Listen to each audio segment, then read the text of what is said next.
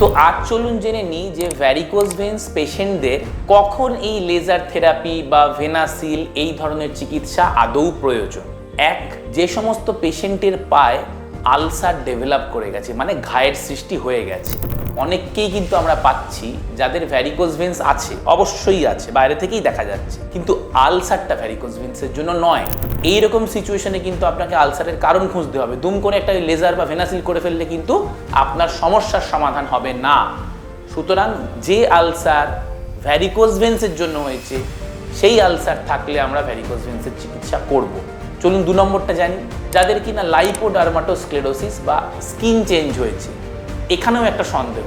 বহু পেশেন্ট আসছেন, পায়ে হয়তো একটু লাল ডট ডট দেখা দিয়েছে, সঙ্গে হালকা ভ্যারিকোজ ভেন্স আছে।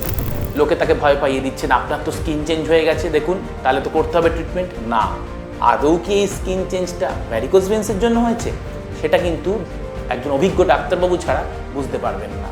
তো এই ধরনের স্পেসিফিক সিচুয়েশনস বা কিছু ডপলার ফিচার্স থাকলে আমরা ভ্যারিকোজ ভেন্স পেশেন্টদেরকে লেজার বা ভেনাসিলের কথা বলি।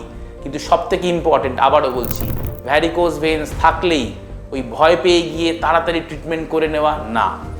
বেশিরভাগ পেশেন্টই কিন্তু কনজারভেটিভ মেজার্স, মানে শুধুমাত্র লাইফস্টাইল চেঞ্জের মাধ্যমেই পুরোপুরি সুস্থ থাকতে পারে।